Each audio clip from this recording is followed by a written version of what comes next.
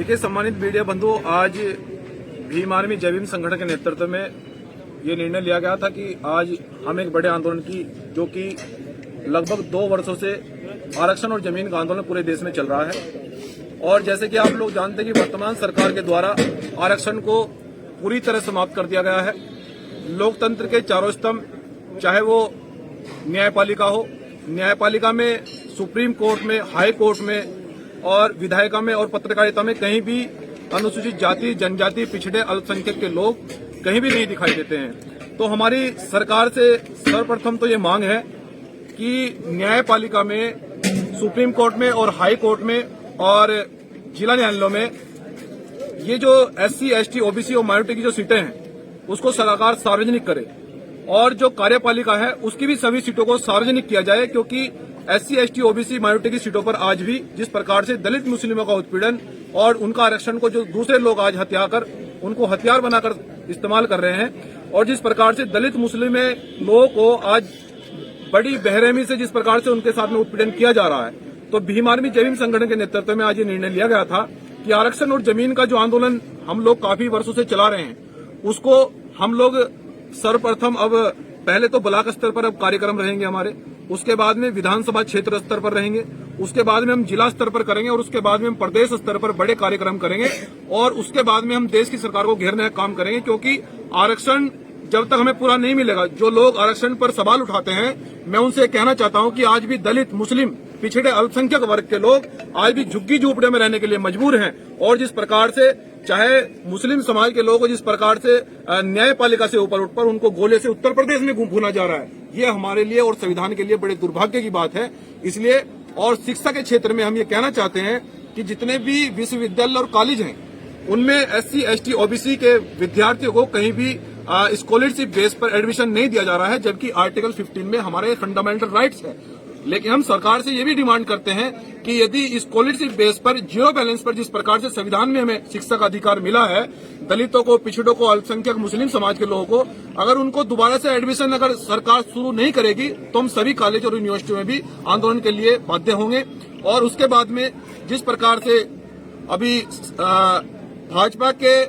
सत्ताधारी लोग, जो लोग बड़े बड़े मंचों से ये कह रहे हैं कि हम संविधान को बदल देंगे, हम संविधान को बदल देंगे, अब की बार 400 पार, मुझे लगता है कि लोकतंत्र कहीं नहीं बचा है। लोकतंत्र की हत्या हो चुकी है और वो पहले से ही अपनी सरकार को जिस प्रकार से डिक्लेरेशन बता रहे हैं, तो ये लोकतंत्र की हत्या है। संविधान कहीं भी सुरक्षित नहीं है। लेकिन हम ये कहना चाहते हैं कि जो लोग संविधान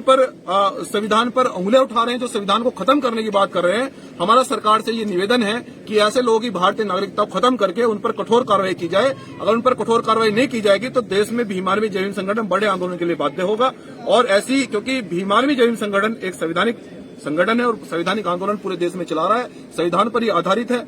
और भीम आर्मी जय भीम संगठन का प्रथम और अंतिम कर्तव्य संविधान की सुरक्षा है। इसलिए अगर संविधान को आंच आएगी तो हम लोगों ने 2 अप्रैल को बड़ा इस देश के अंदर आंदोलन किया था और सरकार को झुकना पड़ा। तो मुझे ऐसा लगता है कि 2 अप्रैल जैसे आंदोलन की देश में आंदोलन की आवश्यकता न पड़े, इसलिए संविधान की सुरक्षा के लिए भीम आर्मी जय भीम संगठन प्रतिबद्ध है। और मैं अपने भीम आर्मी जय भीम संगठन के सभी पदाधिकारियों और कार्यकर्ताओं को ये संदेश देना चाहता हूं कि सम्मानित साथियों, देखिए ये लड़ाई बड़ी महत्वपूर्ण है और ये लड़ाई हम लोग घर में बैठकर नहीं लड़ सकते, क्योंकि अगर दलित और मुस्लिम देश का पिछड़ा, अल्पसंख्यक, आदिवासी वर्ग अगर चुप रहा तो सरकार आपको बड़े पैमाने पर नुकसान पहुंचा देगी। ये वही सरकार है जो मुस्लिम समाज के लोगों को, दलितों को गोले से भून रही है और आज चुनाव आने पर, लोकसभा चुनाव चलते ये आरक्षण और जमीन की बात कर रही है, ये आरक्षण देने की बात कर रही है। तो ये हमारे लिए ये केवल लैमचूस दे रहे हैं। ये वही लोग हैं जो न्यायपालिका के में जाते हुए लोगों को गोले से भूना जा रहा है, जिनका जबरदस्ती एनकाउंटर किया जा रहा है। तो मैं ये कहना चाहता हूं कि संविधान जिंदा है। और मुस्लिम समाज के लोगों से मैं खासकर अपने, आज हमारा जन्मदिन भी है तो संगठन के लोगों ने ये निर्णय लिया था कि हमारे महापुरुषों ने हमें ये सिखाया है कि जन्मदिन मनाने का कोई मकसद होना चाहिए। तो हमारा जीवन में भी संदेश देना चाहता हूं अपने बहुजन समाज के लोगों को कि हमारा जीवन का एक एक कण वो बहुजन समाज के, दलितों के, मुस्लिमों के, पिछड़े, अल्पसंख्यक वर्गों के लोगों के लिए समर्पित है। और मुस्लिम समाज के लोगों को, खासकर दलित समाज के लोगों को, पिछड़े समाज के लोगों को, आदिवासी और अल्पसंख्यक समाज के लोगों को किसी प्रकार से घबराने की आवश्यकता नहीं है, क्योंकि इस देश के अंदर संविधान जिंदा है। संविधान की सुरक्षा के लिए हम लोग प्रतिबद्ध हैं कि सरकार से किसी प्रकार से डरने की आवश्यकता नहीं है। और जो लोग विधायिका में, जो लोग तीनों सदनों में चुनकर आरक्षित सीटों पर जा रहे हैं और वो संविधान आरक्षित सीटों को ही हथियार बनाकर दलित, मुस्लिम, पिछड़ों के, अधिकारों की दबाने की बात कर रहे हैं, उनके अधिकारों की आवाज को नहीं उठा पाते हैं, तो जनता से और खासकर दलित और मुस्लिम पिछड़े लोगों से मेरा स्पेशल ये निवेदन है कि आरक्षित सीटों पर ऐसे एमपी एमएलए को न चुने आप, जो कि आप लोगों के अधिकारों को वो समाप्त कराने का काम वो सदन में कर रहे हैं। हमें ऐसे एमपी एमएलए को चुनना है जो कि आपकी आवाज को रोड पर लड़ सके, आपकी आवाज को वो सदन में मजबूती से रख सके। जब हत्या होती है तो कोई नहीं बोलता है, वहां भीम आर्मी जय भीम संगठन के लोग जाते हैं। अभी उत्तर प्रदेश में अभी कौशाम्बी में एक व्यक्ति को दलित कहकर ये कहा दिया गया कि तुम्हें चुनाव लड़ने का कोई अधिकार नहीं है। तो इसलिए बीजेपी सरकार में लोकतंत्र की हत्या की जा रही है, लेकिन हम इसे किसी भी सूरत में बर्दाश्त नहीं करेंगे। अंतिम सांस तक लड़ेंगे। आरक्षण जमीन की लड़ाई पूरे देश में अब बड़ी मजबूती से भीम आर्मी जय भीम संगठन के नेतृत्व में लड़ी जाएगी।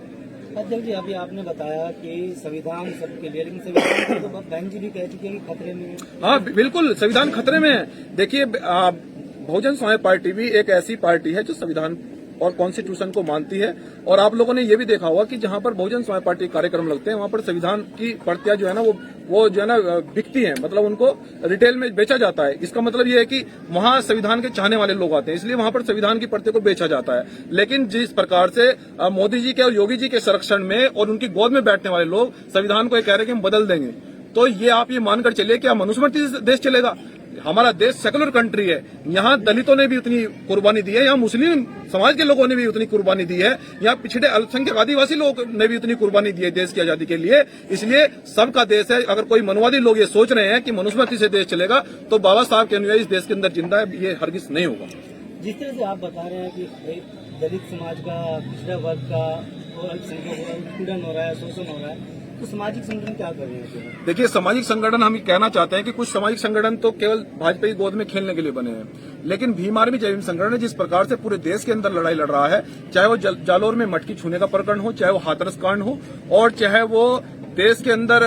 उन्नाव का मामला हो, चाहे वो गोरखपुर का मामला हो, जितनी भी बहन बेटियां या दलितों, पिछड़ों को, मुस्लिमों को मारा जा रहा है, तो कोई घटना ऐसी नहीं होती जहां भीम आर्मी जय भीम संगठन के लोग नहीं पहुंचते। इसलिए हम तो ये चाहते हैं कि लोकतंत्र में अगर भीम आर्मी जय भीम संगठन को ताकत मिलेगी, तो ये लोग जितने भी हत्यारे हैं इनको हम लोग इलाज कर देंगे इनका, क्योंकि हम चाहते हैं कि हमें कलम में भी ताकत दी जाए, लेकिन यहाँ पर लोकतंत्र की हत्या की जा रही है। तो हम आज अपनी आवाज को सामाजिक आंदोलन के माध्यम से उठा रहे हैं। कल हमें अगर अवसर मिलेगा भीम आर्मी जय भीम संगठन को, तो हम लोकतंत्र में भी आएंगे, तो इलाज कर देंगे। अच्छा, एक बात